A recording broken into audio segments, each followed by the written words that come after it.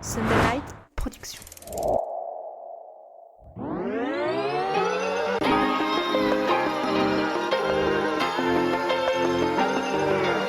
Bienvenue sur le podcast Dans la tête d'un cycliste, l'émission dédiée à tous les passionnés de vélo sous toutes ses formes. Chaque semaine, Arnaud Manzanini part à la rencontre de celles et ceux qui font le cyclisme pour nous inspirer et nous aider à nous améliorer. Je suis avec Léo Bouvier aujourd'hui. Bonjour Léo. Bonjour. Écoute, je suis ravi de t'avoir. On a échangé très récemment ensemble pour planifier ce rendez-vous, mais ton contact m'a également été transmis par Damien Villiers, donc un grand merci à Damien, vainqueur de Race Across Belgium tout récemment, de m'avoir transmis tes coordonnées. On lui passe le bonjour. Et j'ai juste envie de te poser cette première question, Léo. Où est-ce que tu te situes au moment où on enregistre cet épisode, puisqu'il y a encore quelques jours, tu étais sur le Tour de Grèce? Je suis rentré en France et là, je suis actuellement dans les Pyrénées parce que j'avais prévu un stage de 3 semaines d'altitude après le Tour de Grèce.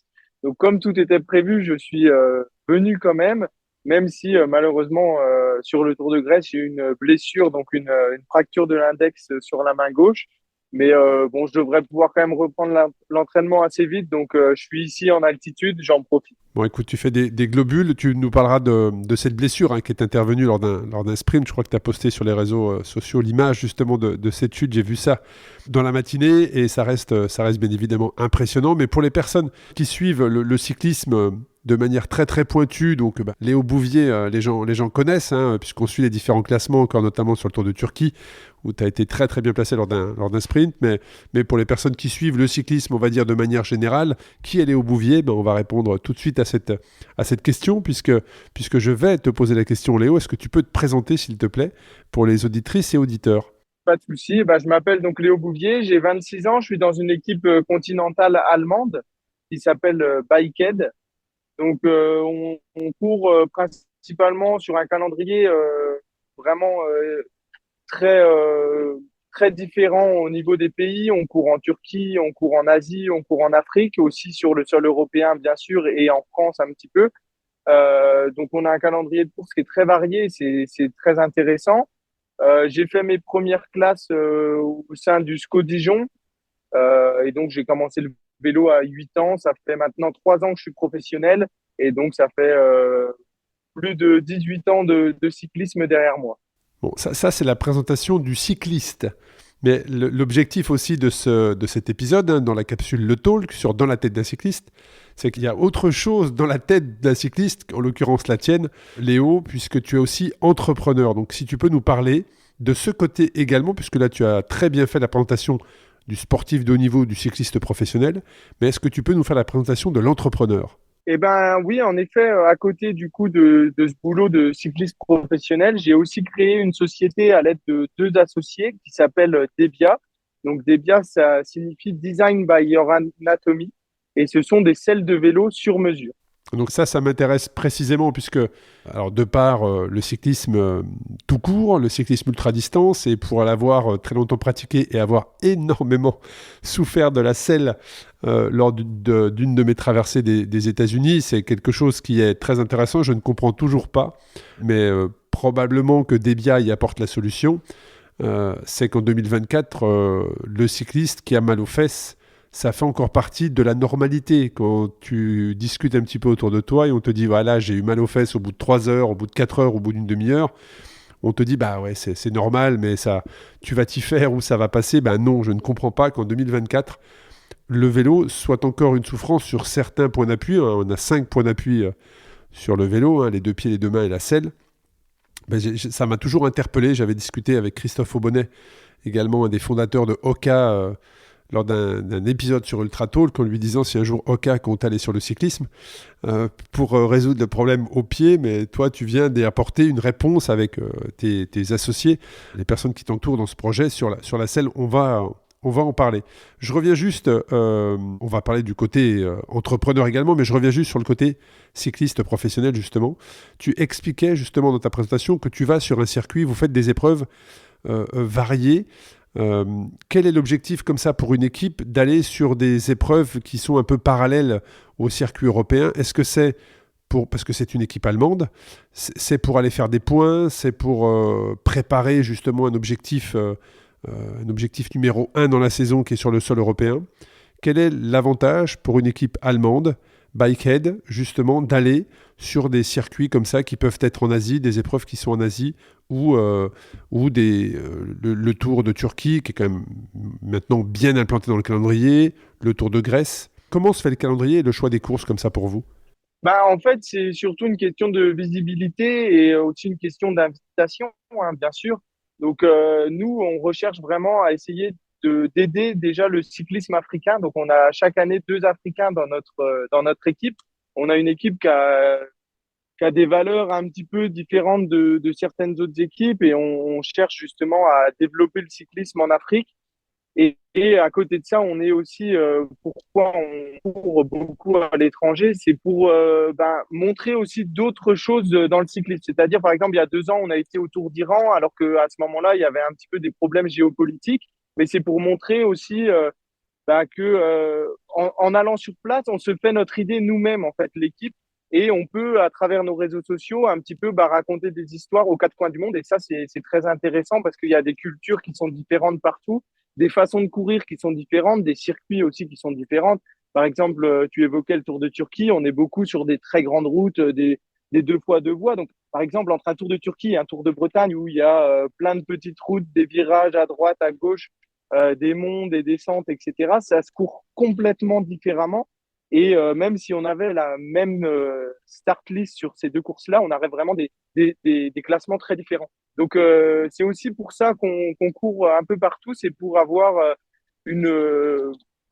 cette variabilité de parcours et de concurrents à qui on est amené de courir contre. Et c'est aussi parce que en Allemagne, il y a très peu de courses par rapport au calendrier français. C'est-à-dire qu'une équipe française, elle a 50 jours ou même plus de courses sur le sol français. Nous, en Allemagne, il n'y a que le Tour d'Allemagne et 2 autres courses d'un jour. Donc, en fait, on est obligé de courir dans tous les cas à l'étranger. Alors ça, c'est très, très intéressant, tout ce que tu viens de décrire. Alors déjà, les valeurs de l'équipe, hein, d'aller rouler notamment sur le Tour d'Iran pour découvrir des communautés, une population, une culture différente, ça, je trouve ça extraordinaire. Tu pourras d'ailleurs, juste après ma question, nous parler justement quel a été ton ressenti lorsque tu as fait le Tour d'Iran, mais aussi, tu vois, de savoir que l'Allemagne n'a que 2-3 courses World Tour sur son territoire, alors qu'effectivement, en France, on a l'impression que presque toutes les semaines, on peut suivre sur Eurosport ou l'équipe TV une épreuve française. Alors ça, tu vois, c'est quelque chose qui, malgré le fait que je suive le cyclisme, je ne savais pas. Et justement, parle-nous de ton Tour d'Iran ou d'autres tours comme ça à l'autre bout du monde qui t'ont le plus appris.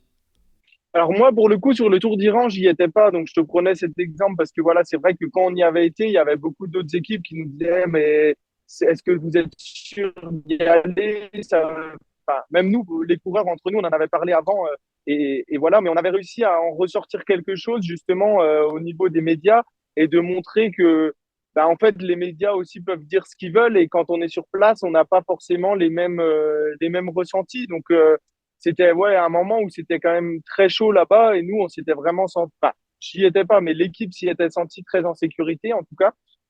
Mais par exemple, j'ai fait le Tour de Thaïlande où j'ai pu apprendre un petit peu la culture asiatique qui est très différente de la culture française. J'ai aussi couru en Chine. J'ai encore jamais couru en Afrique de mon côté, mais je sais que l'équipe va tous les ans au Tour du Rwanda et là-bas, c'est un mini Tour de France. C'est-à-dire qu'il y a un public exceptionnel. Il y a autant de monde qu'au Tour de France sur les départs et sur les arrivées. Donc, c'est des moments pour des coureurs, voilà, comme moi qui ferais peut-être jamais le Tour de France, c'est des moments des fois qu'on peut vraiment profiter de ça, du public. C'est chaque pays est différent et c'est ça qui nous apporte aussi de l'expérience et puis du vécu quoi et des choses à raconter. Bon, c'est vrai que le Tour d'Iran, c'est la 36e édition. L'année passée, j'ai regardé justement pendant que tu répondais à la question, le Tour d'Iran, c'est pas une toute nouvelle épreuve. Effectivement, il existe depuis effectivement des années, souvent remporté par un local, mais en tout cas, voilà, ce partage des cultures à travers le cyclisme est je trouve très très intéressant et tout en étant professionnel d'avoir cette ouverture Ben voilà, ça dégage aussi des valeurs de l'équipe. Comment est-ce que tu es arrivé, Léo, comment est-ce que tu es arrivé dans cette équipe en fait? Parce que tu as un parcours amateur avec quand même des très très bons résultats. Je crois qu'une place de quatrième au championnat de France amateur également. Qu'est-ce qui a fait qu'à un moment donné, ton choix s'est porté sur cette équipe allemande avec justement ces valeurs-là? Bah, c'est les opportunités, c'est-à-dire que j'étais à Toussy, au Vélo Club de Toussy, avec un directeur sportif qui s'appelle Melvin Relière et qui m'a beaucoup aidé et qui m'a un peu fait le rôle d'agent entre guillemets. Et j'ai été mis en contact avec cette équipe et tout de suite, en fait, eux, ils recherchaient au-delà d'un coureur, d'un coursier, ils recherchaient aussi entre guillemets quelqu'un qui avait la tête sur les épaules et qui pouvait bah, déjà parler anglais, s'intégrer rapidement dans un collectif et qui avait aussi des valeurs communes avec celles de l'équipe. Et bah, en discutant voilà avec le manager, ça a très vite très bien matché et ils m'ont fait confiance pour les 3 derniers mois de l'année 2021. Donc sur le Tour de Bretagne, circuit des Ardennes et justement Tour de Thaïlande fin décembre 2021. Et comme tout s'était très bien passé, bah, j'ai re-signé pour 2022, puis 2023, puis 2024. Ah, génial, c'est un beau partage d'expérience, mais tu fais partie également d'une équipe nationale, hein, c'est bien ça? Tu défends les couleurs de la France assez régulièrement? Assez régulièrement, bah, en fait, j'ai été sélectionné pour le demi-fond. Donc, c'est une discipline un petit peu spéciale. En fait, on est sur des vélos et on fait une course sur piste derrière des motos, donc derrière des grosses motos. Et c'est vraiment une discipline à part hein, qui était très connue il y a de ça 50, 100 ans et qui l'est maintenant beaucoup moins. Il y a encore quelques spécialistes en France dont je fais partie. Et l'an passé, ouais, j'avais participé au championnat d'Europe et pu défendre les couleurs du coup de l'équipe de France, en effet, ouais. Ah, merci pour ce partage et parle-nous un petit peu bah, justement de cette saison. Comment est-ce qu'elle a débuté? Comment tu t'es préparé? Quels sont tes objectifs? Ben, en fait, mes objectifs sont surtout sur les plus grosses courses de l'année qu'on a, c'est-à-dire le Tour de Turquie et le Tour d'Allemagne. Donc ça, c'est les deux courses qu'on fait qui ont le plus gros niveau. C'est-à-dire que c'est des courses qu'on appelle 2 points pro, donc qui ont un minimum en général de 7-8 World Tour au départ, donc, et beaucoup de grosses Pro Conti. Donc là, on s'approche ben, des très grosses courses. Bah, déjà, c'est des courses qui passent à la télé. C'est des courses très importantes pour l'équipe et où il y a vraiment de l'adversité. Donc, moi, j'ai toujours plutôt eu cette mentalité de me dire j'ai envie de faire le mieux possible contre les gros plutôt que de gagner contre les petits, entre guillemets. Donc, je préfère me fixer mes objectifs de l'année sur ces grosses courses-là. Et du coup, ben, le Tour d'Allemagne, lui, c'est en août et le Tour de Turquie, c'est déjà passé, c'était en avril. Donc, je m'étais plutôt bien préparé pour cette course où j'ai pu faire un top 5 sur la première étape. Ensuite, j'ai eu quelques petits soucis sur 2 sprints où je pense que j'aurais pu faire mieux, mais bon, ça fait partie de la vie de coureur. Et toi, tes qualités, enfin dans quelle catégorie on t'a mis? Excuse-moi de parler comme ça, peut-être Léo, mais toi, tu es sprinter, hein, c'est bien ça? Oui, c'est ça, sprinter et plutôt, même à la base, plutôt poisson pilote parce que j'ai pas spécialement une énorme pointe de vitesse, mais je sais bien frotter, on va dire, et j'arrive à avoir quand même un bon sprint sur 20-30 secondes, donc ce qui me permet sur des arrivées qui sont qui se lancent d'assez loin, d'arriver à faire des bons résultats. Et quand on est sprinter, alors tu dis que tu as fait un top 5 en toute humilité, hein, mais je te laisserai nous donner le nom du vainqueur de cette étape, et les gens pourront tout de suite positionner ta performance. Mais quand on est comme ça dans une épreuve World Tour, qu'on arrive dans un sprint qui se roule à des vitesses de plus en plus impressionnantes, quel est le niveau de stress, de tension, c'est vrai qu'on a beaucoup eu comme une mini polémique autour des nombreuses chutes qui ont eu lieu il y a quelques semaines encore de ça sur les différentes épreuves, mais on vit comment de l'intérieur un sprint d'une épreuve World Tour? Ben, en fait, le stress, etc., on n'y pense pas trop parce on est à fond dedans, j'ai envie de dire. Donc, en fait, c'est plus presque une habitude et on le fait par habitude parce que bah, avant, on a déjà fait des sprints sur des plus petites courses et on s'est habitué à cette. Ouais, je ne saurais même pas quel mot donner, mais un peu cette excitation qu'il peut y avoir dans le final. Et en fait, tout se fait naturellement. Les trajectoires, quelle roue suivre, etc. C'est plus un peu du feeling.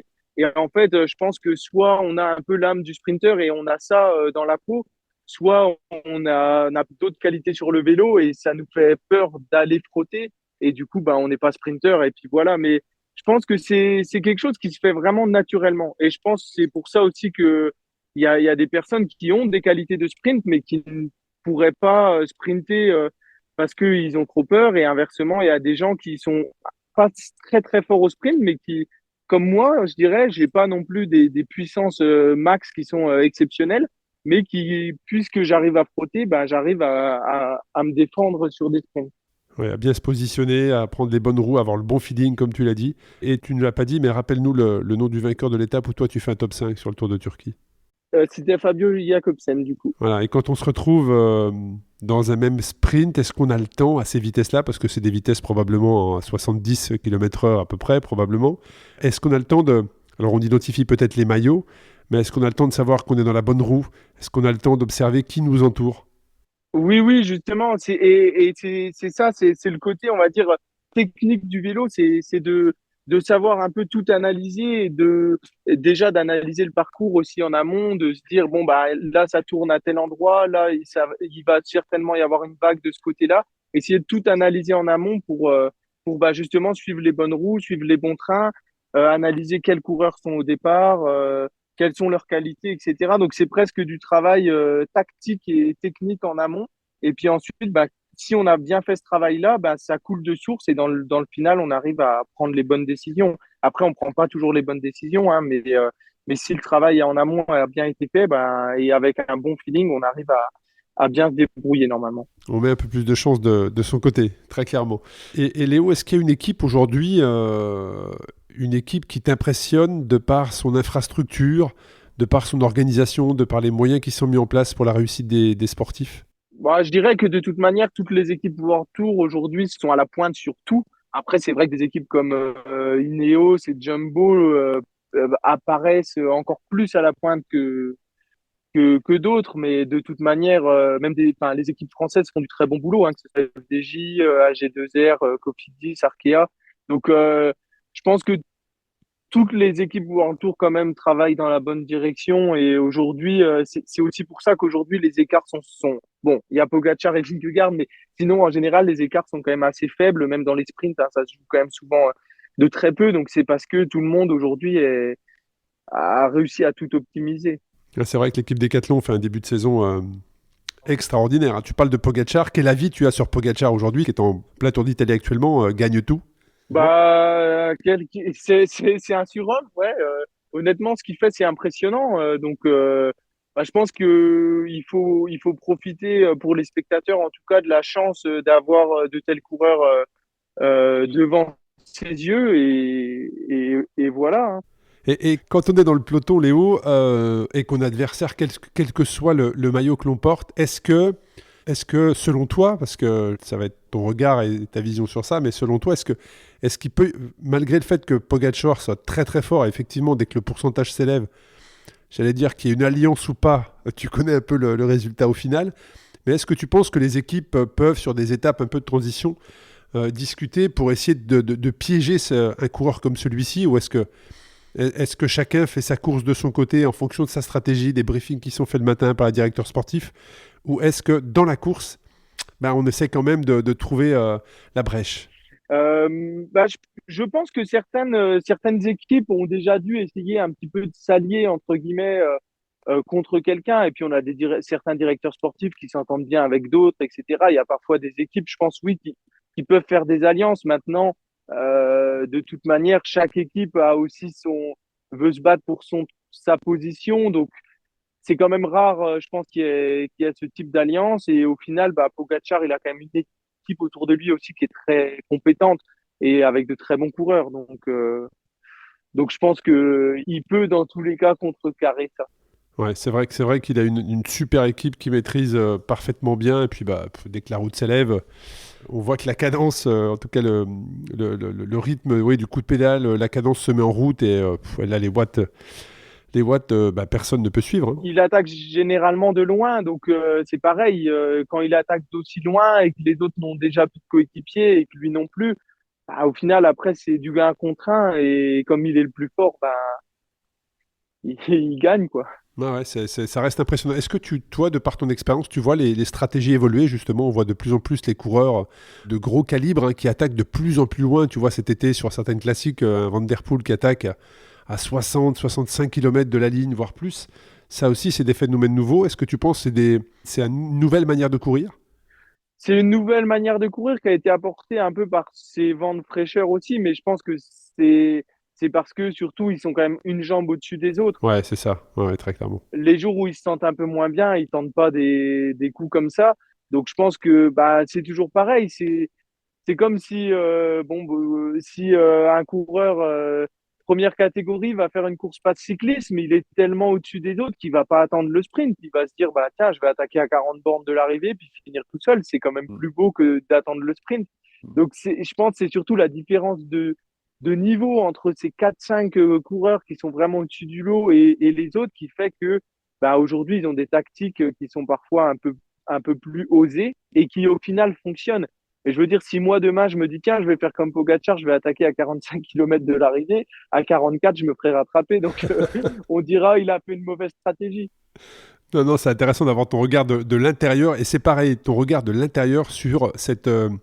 Il y a beaucoup eu d'articles sur justement les chutes dues au matériel, aux freins qui étaient donc à disque et puis à patins. Quel est ton regard, toi, en tant que professionnel, donc principal concerné, et de l'intérieur, sur les chutes qui ont été effectivement de manière très rapprochée, qui ont été très impressionnantes également. Quel est ton avis sur ça? Je pense que je suis ouais, bien parlé pour en parler puisque je suis tombé je suis tombé la semaine dernière. Mais de manière générale, je pense que c'est multifacteur parce que il y a vraiment plein de choses qui causent ces chutes. Il y a bah, bien sûr les vitesses qui sont plus élevées, les parcours qui sont un peu plus dangereux dus malheureusement aux, aux aménagements urbains qui sont de plus en plus présents, tout ce qui est Dodane, etc. Des arrivées dans des centres-villes parce que bah, c'est pareil, je comprends les organisateurs aussi. Hein.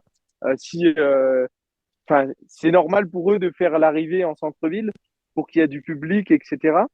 Euh, mais je pense aussi qu'il y a un certain manque de respect parmi les coureurs, ça c'est indéniable, et ça on le voit de plus en plus. Et surtout, moi, ce qui me choque, c'est des chutes à parfois 100 km, 130 km de l'arrivée, pour rien, j'ai envie de dire. Et il y a surtout un manque de concentration. Plein de fois, j'ai été dans le peloton et je me suis dit, mais bah, qu'est-ce qu'ils font devant? Moi, je veux dire, par exemple, il y a un virage sur la droite dans 200 mètres, tout le monde sait que ça va tourner et tout le monde arrive à fond au dernier moment et comme s'ils ne savaient pas qu'il y avait un virage.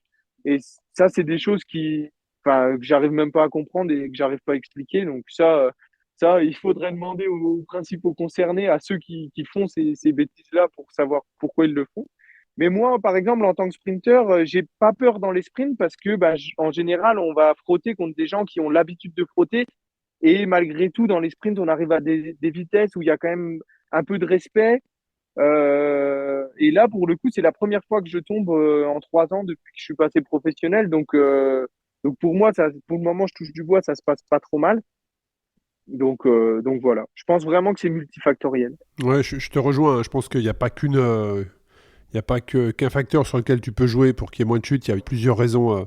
Il y a plusieurs raisons à cela. Effectivement, tu t'en sors avec un doigt cassé, mais c'est vrai que ta chute, elle reste quand même impressionnante. Quel est ton avis sur, pour moi, une personne qui m'impressionne et j'espère qu'il réussira son pari cet été sur le Tour de France, un coureur comme Mark Cavendish.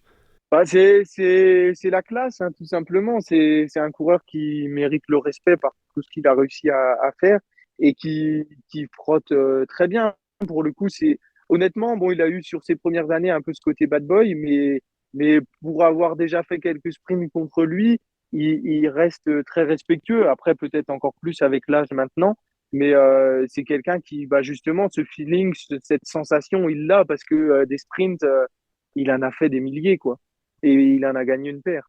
Donc il sait comment faire, il sait comment piloter dans un peloton, et je pense que c'est pour ça aussi qu'il chute pas si souvent que ça, pour le coup.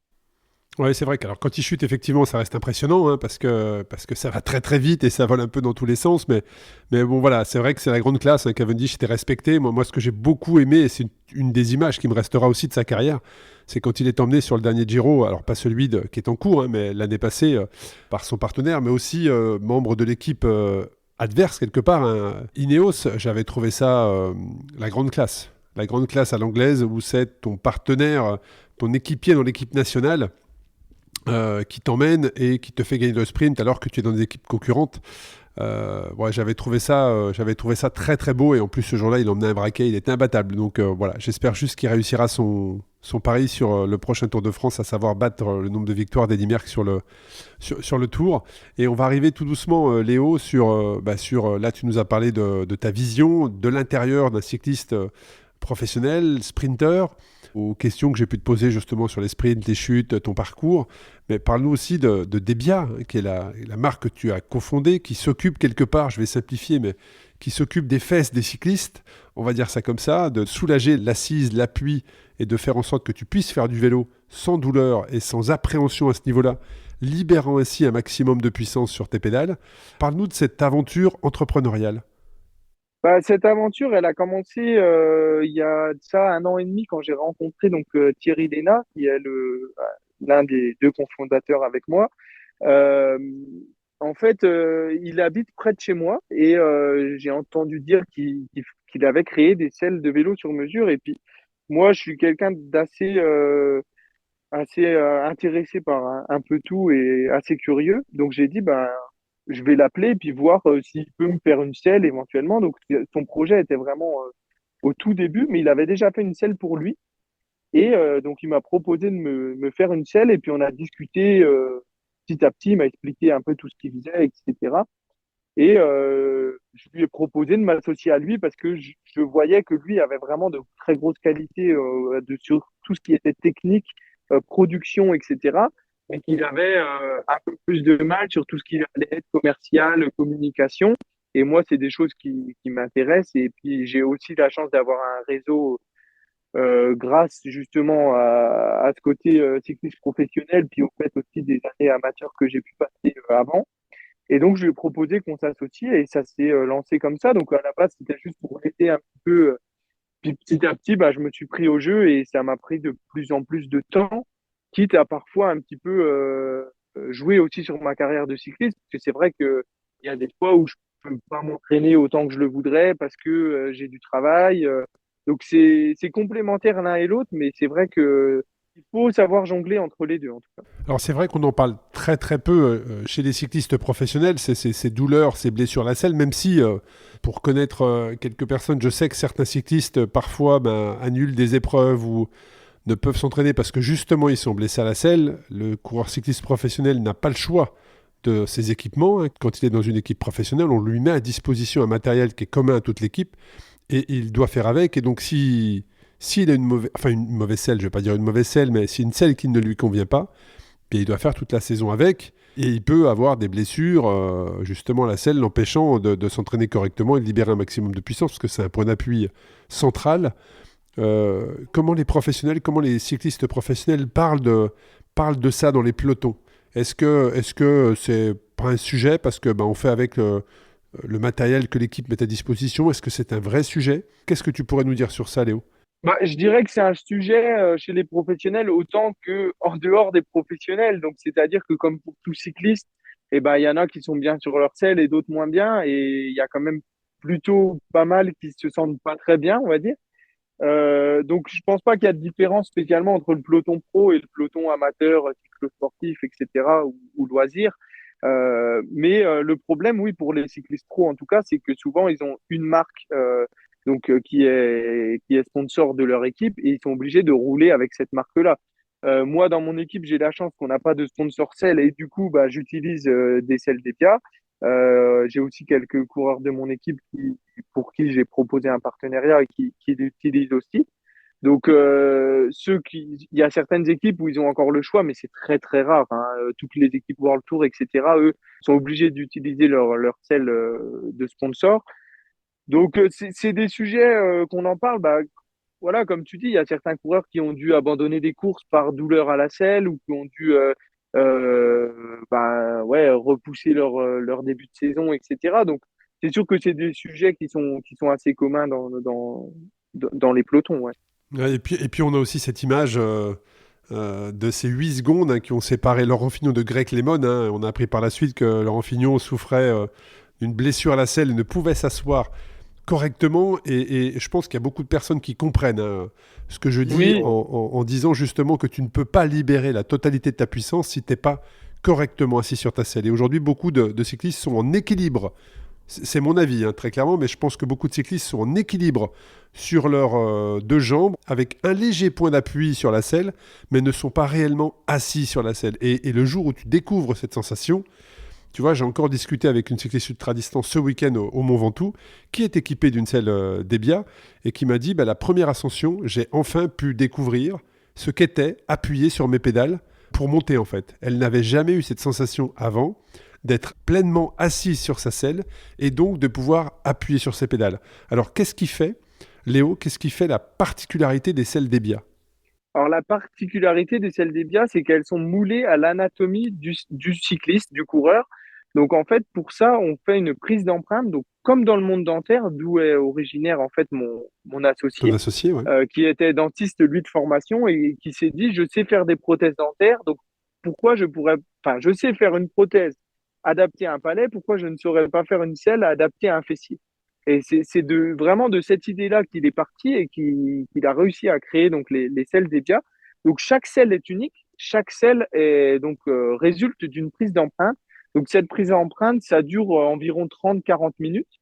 Donc à la place de la selle d'origine du cycliste, on vient mettre un porte-empreinte, c'est ce qu'on a créé et breveté. Sur ce porte-empreinte, on vient mettre un matériau empreinte.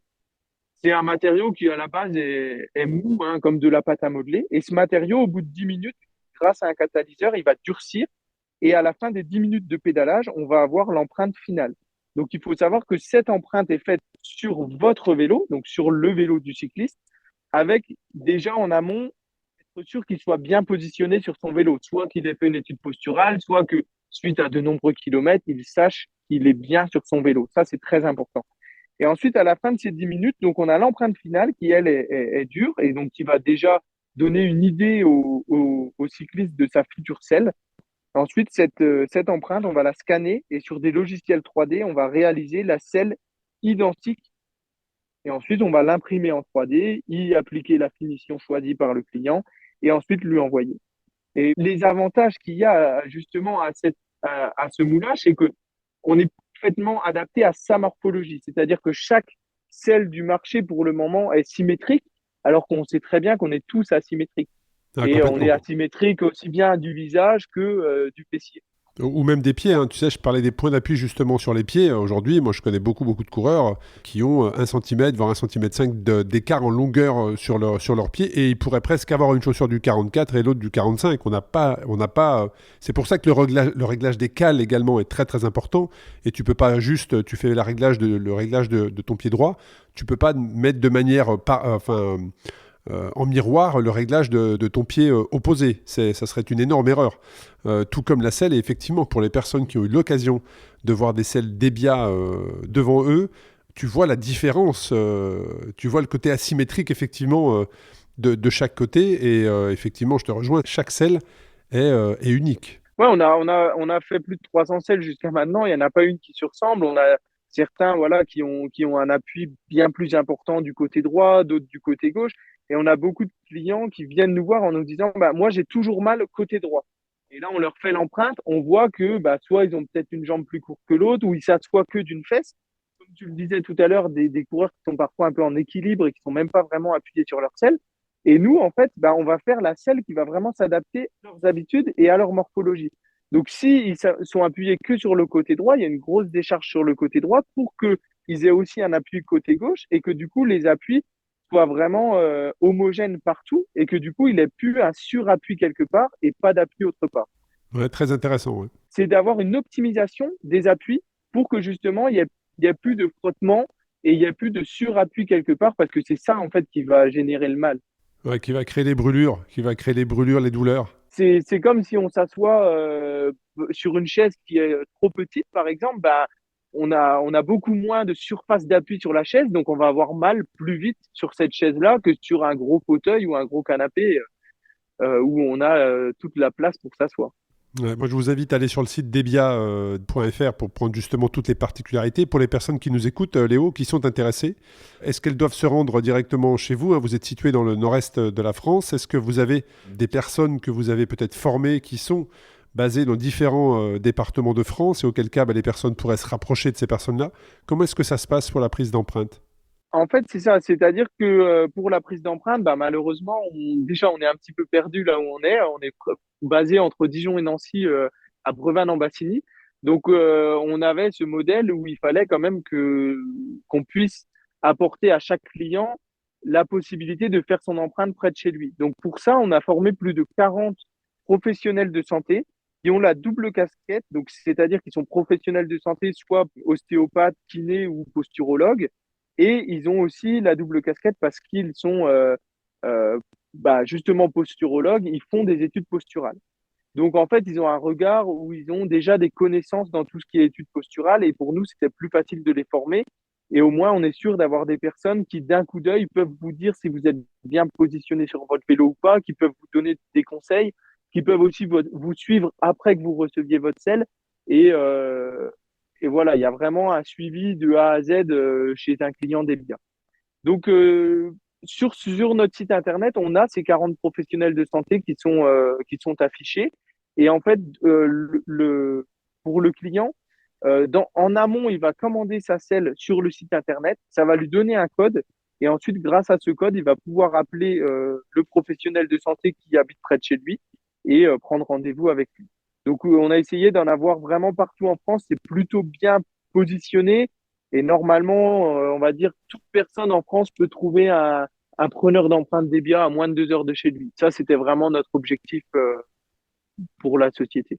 Ouais, merci de nous partager ça, mais me vient cette question, Léo, comment est-ce que tu réussis? Quels sont tes secrets pour avoir une vie équilibrée entre vie professionnelle, mais là j'allais dire il y en a deux presque, hein, donc comment tu trouves l'équilibre entre la vie de cycliste professionnel, la vie d'entrepreneur, la vie familiale?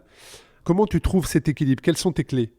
Bon, la vie de famille, j'ai pas encore d'enfant, donc ça va, mais justement, la vie familiale, j'ai une petite copine qui vraiment me soutient beaucoup, donc ça m'aide. Elle est aussi dans le monde du vélo, donc ça aide aussi à ce qu'elle puisse comprendre. Et j'ai aussi ma famille qui me soutient. On est aussi très proche avec mes associés, donc ça permet d'avoir un équilibre.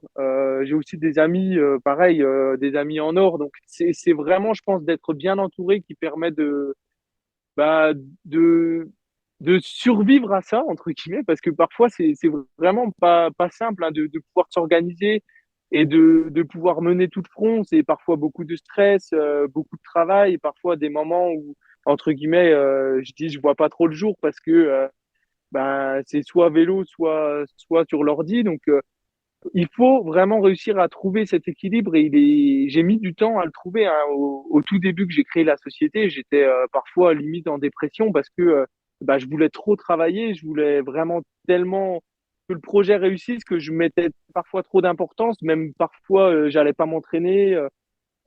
J'ai même parfois délaissé un petit peu le côté cycliste pro. Donc, il faut vraiment trouver un équilibre et c'est vraiment difficile et long. Et je pense que pour ça, il faut avoir des gens à ses côtés qui comprennent et qui sont là pour vous aider.